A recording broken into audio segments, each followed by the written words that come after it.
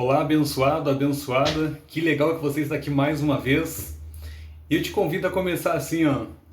Força tu és, se fraco estou, e me inspira a canção. Tudo és para mim.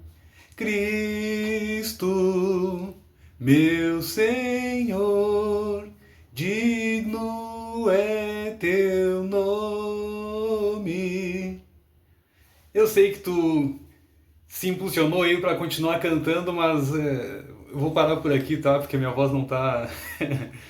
Enfim, dom para louvar a Deus, muitas pessoas têm, e glória a Deus por isso. Eu me esforço, sabe? Aquela situação de se esforçar para tentar, mas não é, né? Então não adianta. Meus irmãos, minhas irmãs, é uma bênção te ter aqui mais uma vez. E o assunto a abordar de hoje, né, o assunto que a gente vai se deter aí, é um assunto meio polêmico, tá? Porque a gente vai falar de adoração. E a adoração ela envolve algumas coisas que as pessoas precisam entender para saber o que ela está adorando, certo? Vamos falar aqui num contexto. Eu, em outro momento, já fui ateu até ali, tá? Porque o ateu, ele é ateu até ali. Se ele se sente em perigo de morte ou qualquer uma outra situação que seja represente risco para ele, logo ele vai, ai meu Deus, né? Então ateu é ateu até ali. Perfeito. Então, quando se fala de adoração, necessário é pegar o cerne da história para saber o que eu estou adorando, certo? Para mim entender como é que funciona com relação a explicar sobre um chocolate, não basta eu só comer o chocolate. Para mim falar que ele é bom e entender sobre chocolate, eu preciso buscar o cerne da história desse chocolate. Ah, ele começou em 1900 e pouco, por aí vai. Não estou fazendo alusão a nenhuma fábrica de chocolate, tá, gente? Mas beleza. Em outro momento, como eu falei pra vocês, eu fui meio ateu, tá? Fui batizado na católica quando criança, lá, aquela situação toda, né? Que é os pingos na testa, enquanto a Bíblia diz que eu devo emergir nas águas para nascer de novo, né? Mas, casos à parte, eu entendia que aquele santo de carteirinha que a minha mãe tinha me dado quando era criança, Santa Rita de Cássia, eu entendia que aquilo ali me protegia de alguma coisa, que eu precisava ter essa santa comigo, né? Independente de onde eu colocasse meus pés, eu precisava dessa santa. E assim é com as outras pessoas. Eu não estou criticando a tua fé, tá, meu irmão, minha irmã? Mas lembra da história de Tomé? Então o que ele falou? Ele disse para os seus colegas, os seus discípulos, né? Se eu não ver ele quem? Jesus. Se eu não ver ele tocar nas suas feridas e no seu lado, que é onde ele foi furado com a lança, de modo algum eu vou crer. Certo? Então parece que a gente está sendo um Tomé quando a gente precisa de alguma coisa para acreditar. Eu precisava dessa santa para entender que eu estava sendo protegido por alguém, por alguma coisa. Certo? Mas vamos nos deter mais sobre isso, tá, meus irmãos? Eu não estou criticando a tua fé, tá? Não pense dessa forma, tá? Eu estou te trazendo para dentro da palavra para ver o que a palavra fala sobre isso, certo? E a palavra de Deus, ela é mais penetrante do que espada, porque ela invade a carne, o osso e a alma. E é capaz de difundir os três. Isso está escrito na palavra, certo? Agora, para a gente entender um pouco sobre esse assunto, necessário é olhar o que a palavra está dizendo. E a gente está falando de adoração. Olha só, o que aconteceu com João em Apocalipse capítulo 19. Alguns sabem e conhecem bem a história que João foi aprisionado na ilha de Patmos, né, porque não conseguiram tirar a vida dele naquela situação que foi imposta, então colocaram ele para morrer na ilha de Patmos abandonado, sozinho. Então aqui, Apocalipse capítulo 19, verso 9 e 10, mostra para nós uma situação na qual alguém estava sendo adorado pelo ser humano e esse alguém teve uma reação. Olha só, prostrei-me ante os seus pés para adorá-lo. Ele está falando de um anjo que apareceu para ele para trazer uma revelação que Deus tinha dado. Ele, porém, me disse, vê, não faças isso. Sou conservo teu e dos teus irmãos. Conservo, ou seja, estou aqui para te servir, a ti e teus irmãos. Que mantenha o testemunho de Jesus, adora a Deus, pois o testemunho de Jesus é o espírito da profecia. Ou seja, todos aqueles que conseguem revelar a palavra de Deus, o que está escrito, porque não é para todo mundo que é fácil isso aí, tá, gente? Olhar na palavra, tá, é isso que quer dizer. Não. Então, todo aquele que consegue discernir o que está escrito na palavra e ensinar o próximo, esse tem o espírito de profecia, tá, gente? Olha só, o espírito de profecia é o quê? O Espírito Santo, certo? Agora, o anjo não aceitou a adoração. O anjo disse, levanta, rapaz, sai daí. Estava aos pés dele. Agora, olhando lá pro contexto, é Lucas capítulo 17, lá 10 leprosos se apresentaram diante de Jesus querendo a cura, e Jesus mandou eles irem para Jerusalém. E indo para Jerusalém, eles foram curados, só que um somente voltou para adorar Jesus. E lá fala que ele se prostrou com o rosto em terra. E Jesus se admirou, né? Mas não eram 10, por que só um voltou? Entende? Jesus não repreendeu ele, mandando ele se levantar dali. Por quê?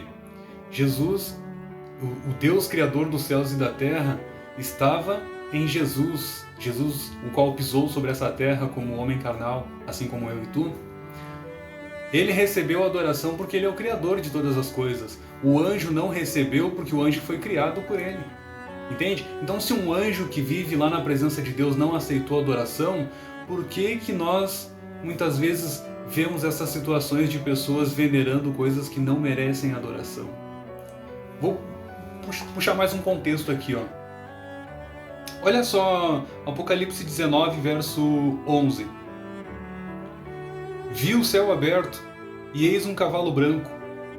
O seu cavaleiro se chama Fiel e Verdadeiro, e julga e peleja com justiça. Certo? Quem é esse cavaleiro aqui? É o próprio Jesus. Apocalipse capítulo 6 lá tem um contexto de um cavaleiro sobre o cavalo branco, que ele saiu para vencer e tal. A interpretação de algumas pessoas é que é Satanás que saiu para vencer e tal, tá, gente? Mas aqui Apocalipse 19 destrincha e mostra quem é esse cavaleiro, certo? Agora, como a gente está falando de adoração, Satanás ele sempre vai ter uma forma de desviar a nossa atenção daquilo que é adoração para aquilo que é falso, uma falsa adoração. Quer ver um contexto aqui? Quantos aqui já ouviram falar do quadro de São Jorge, ou já viram o quadro de São Jorge? A minha tia, né, lá em Caçapava do Sul, ela tinha um quadro desses bem grande na parede deles lá, e eu desde criança ficava olhando aquela imagem, sabe? Um cavaleiro sentado sobre o cavalo com uma lança, pronto para matar o dragão que estava debaixo do cavalo, certo? Mas imagina um dragão, se ele gospe fogo ali, já era, né, o cavaleiro e o seu cavalo. Mas agora, prestando atenção na palavra de Deus, Satanás usa esse contexto para desviar a atenção das pessoas para quem deve ser adorado. Quem está sentado sobre o cavalo branco aqui é o próprio Jesus, e o cavalo branco aqui significa sinal de pureza na Bíblia, tá? Porque a gente vê no contexto aqui, Apocalipse capítulo 3 lá, Jesus não está dizendo que as pessoas estão com suas vestes brancas lavadas e remidas no sangue do Cordeiro. Então, o branco na Bíblia significa pureza. São Jorge, este homem, ele não era digno de ser chamado assim. Ele foi, não sei se vocês sabem a história de São Jorge, tá? São quer dizer santo, tá? Santo Jorge. Ele era um guerreiro romano, tá? Líder de tropa de guerra. E ele morreu na guerra, certo? Só que o Império Romano, eles tinham um prestígio tão grande por este homem que ele acabou se tornando algo tão importante para aquela época lá, que ele foi separado, colocado como alguém especial, alguém importante e tal. E com a fusão da igreja com o Império Romano, ele passou a ser adorado. Entendeu? Ele passou a ser adorado como santo.